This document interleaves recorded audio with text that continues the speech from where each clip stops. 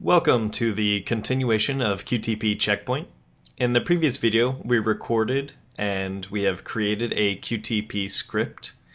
And basically, it was a straightforward navigating to facebook.com, putting in some invalid or negative credentials for the negative test, and then we put in a checkpoint that we can see here. If we go back, this is the page that we put in the checkpoint.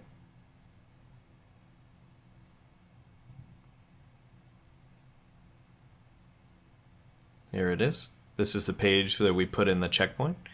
And we did not actually close the browser. Let me hit record. Let me close the browser so that it records that part as well.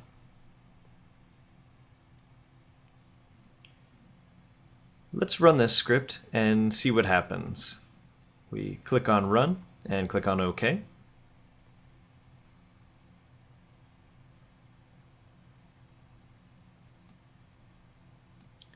So it opens up the browser, navigates to facebook.com, it enters invalid text, and tries to close the browser, and it did close the browser.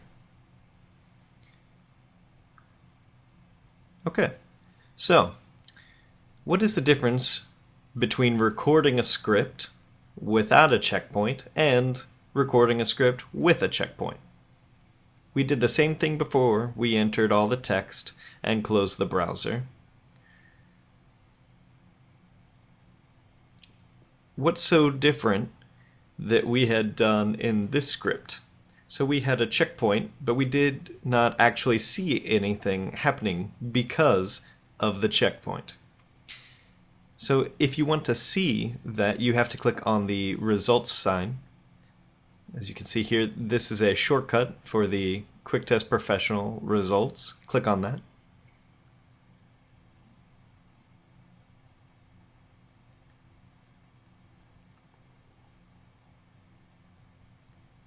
So we can see the result file is opening up.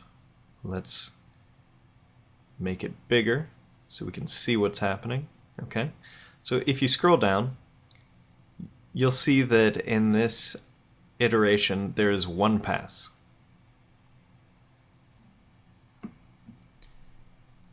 If we did not have the checkpoint, you would see 0 pass, 0 fail.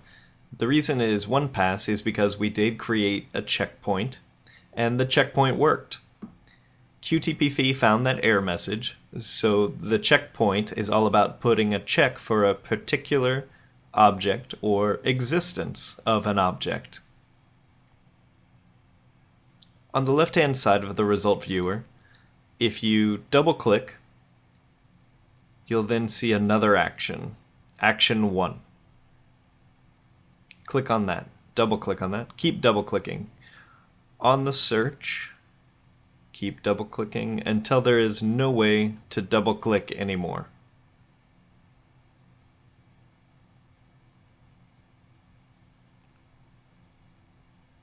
So I'm basically following all those check marks, the green check marks. Double-click on that, and I double-click on that. Then, as you can see, this checkpoint. So, as I'm going through all these, you can see I went through all these green check marks, and I get to this. If I double-click on it, nothing happens. No more green marks for me to go. This is my last checkpoint.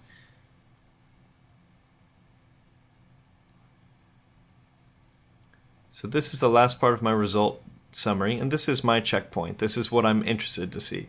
This is the checkpoint that we want to be at and put. So on the right-hand side, you'll see a summary of that checkpoint. You'll see the email address, the details. The email address you have entered has already been registered, but your account has not been confirmed. So this is the error message we saw on facebook.com. And these are the properties and values of this checkpoint. We'll talk about properties and values later on. It is saying that this checkpoint has passed. QTP found that error message, and this is what we were testing for. So this is a pass. So let's try to run this script again, and this time let's try to get a fail. Let's try to have QTP not find that checkpoint. So to be able to do that, let's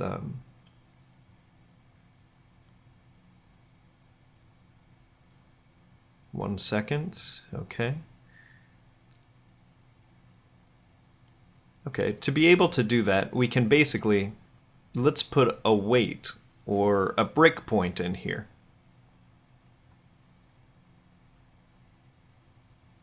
So if we click on the left-hand side of the script, on the left-hand side of the lines, you can see a red circle comes up.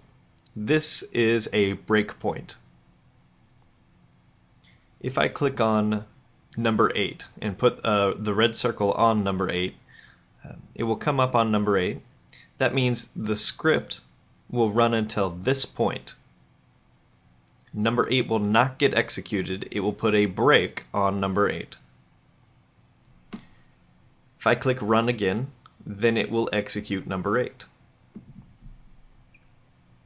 So in this case, let's put a breakpoint and a space here, and put a breakpoint on number 7.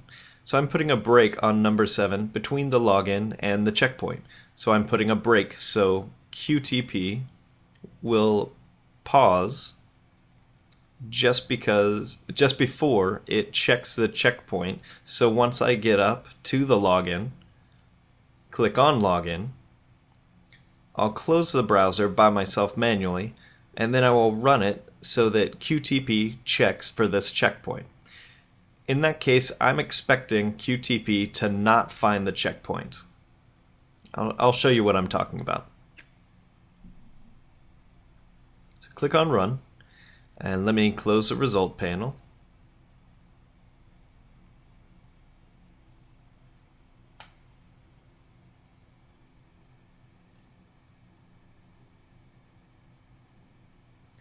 So I click on run.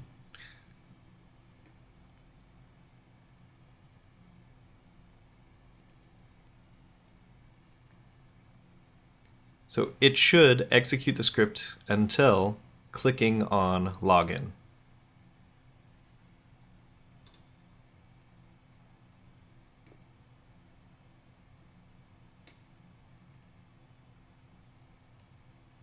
So it says this warning message. Click on OK.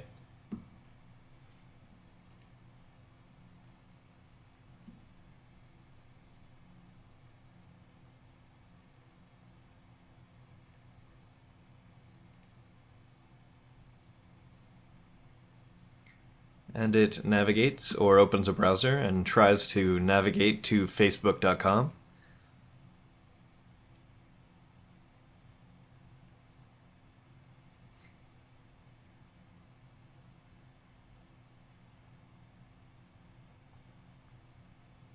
So it navigated to facebook.com, it put some invalid login and clicked on login.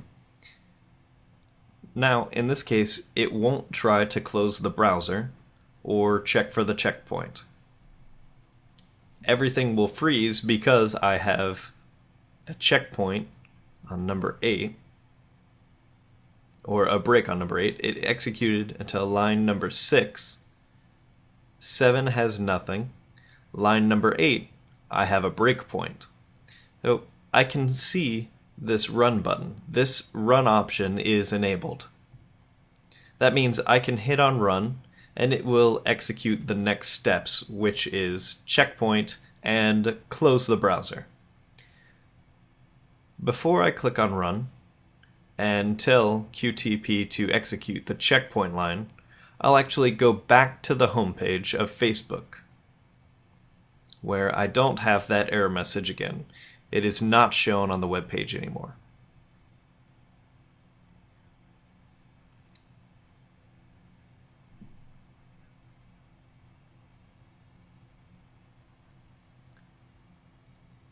So this error message is not shown anymore. I click on run, This time it runs line number 8, checking for that checkpoint. This is taking a longer time. That's good, which means it should be failing on that checkpoint. Let's see what happens. Yep, and we see an error. Cannot identify the object, email address, and blah blah blah. Email address already exists. Dot dot dot. So QTP is giving us an error message that it cannot find that checkpoint. So this is one type of testing. In an application you are checking for a certain thing, QTP will pass if it exists, and if it does not exist, it will fail. This is how we test for certain objects within an application. So let's click on stop. This will stop the run, and again, this makes sense because the error message does not exist on the page anymore because I hit the back button and went back to the home page where the error message is not there. We no longer have that pink dialog box.